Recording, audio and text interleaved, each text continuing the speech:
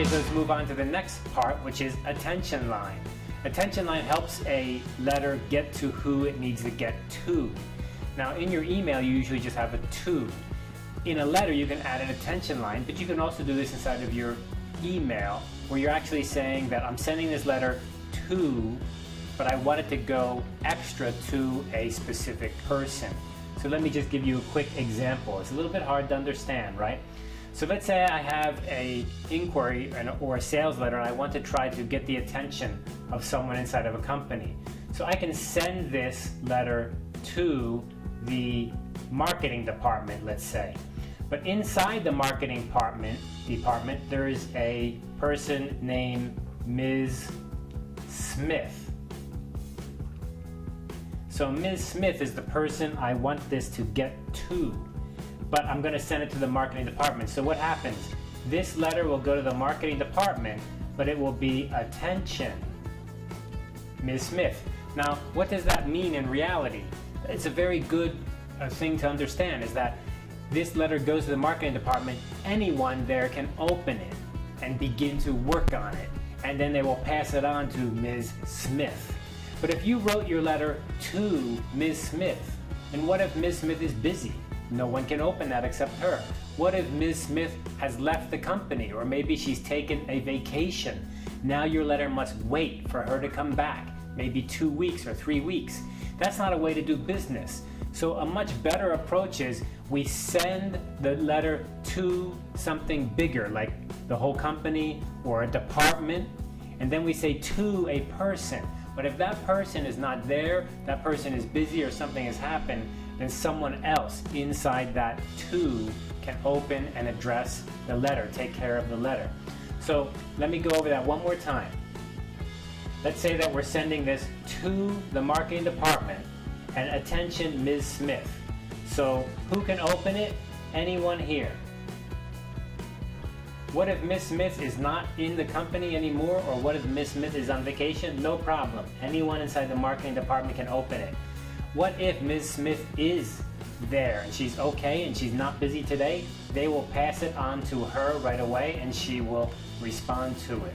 So you can see the way we write the attention line is like this, but you can see up here is who is this letter to. So in this case, this is a great example. It's going to this whole company. Someone in the company needs to open this letter. Who? Anyone. I don't really care who. But I do know that I want the letter to go to Greg Rogers. Eventually, I want it to get to him. If he's not there, someone else please take care of this letter. Let's take another example here. This is a somewhat different example, a little bit more general. So here, this is to, and then we have the address. So this is the address of the receiver. And then down here, we have the attention line. So in the to, it's the whole company. This whole company I'm sending it to. That sounds strange, but you can do that. Here, I'm sending it to a department.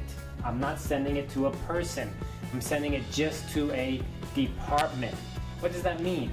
That means that if I send it to the wrong department, or maybe I got the name wrong, or maybe this department was closed last week, that's okay, because anyone else in the company can now open my letter. Or someone in the company will open the letter, and what will they do? They will send it over to the marketing department right away. So that's a great example of how to write a really good business address. You send it to a bigger level and address to a smaller level, usually a person. So let's take a look at what happens next in the opening. We have the salutation. So the salutation is what you've seen many times before, something like dear somebody. So an important thing to remember is, we're going to talk about it in a little bit, is this colon here. So this is a colon, right? A colon are 2 dots. But an English colon is different from a Chinese colon, so you need to be very careful. This colon has no space before it and 1 space after it. So you can see here, no space before the colon, 1 space after the colon. Dear sir, gentlemen. Now maybe you've seen often people use a comma here. So they say, dear Mr. Smith. And then they use a comma. That's a different way to write that. We're going to stick with the colon. and I'm going to show you why in a moment. So here are people you know, like Dear Ms. Roberts, right? I know this person's name. Mrs., Ms., and Ms. Of course, you probably learned this in junior high school or high school that these mean different things in English, right? One means married, one means single, and one means we don't know or we don't care.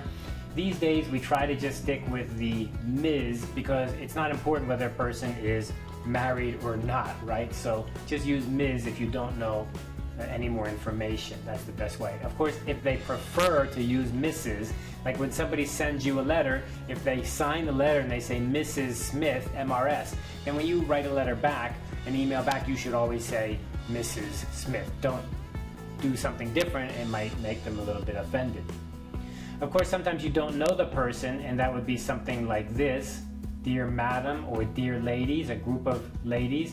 Dear Madam, Madames, Madams, yes, Madams. So you can become more formal or less formal, but it really is important to have this. Lots of people write their emails and they don't include this salutation at all. I often receive emails and they don't have my name there at all. How do I even know that you know who I am, right? And you may think, well, today email were very informal. Well, the reason for doing this is not to be formal. The reason for doing this is to know that I'm not getting junk mail, that you're not wasting my time, that you know who I am. And it's always going to pay off for you to be formal in business. You're never going to lose something by being formal. So we have many different ways we can do this. If it's addressed to one person or two people, or it can be addressed to an organization, like here, gentlemen, ladies and gentlemen. And sometimes you don't know who it's to. In that case, we can say, to whom it may concern. I have no idea who's going to get this.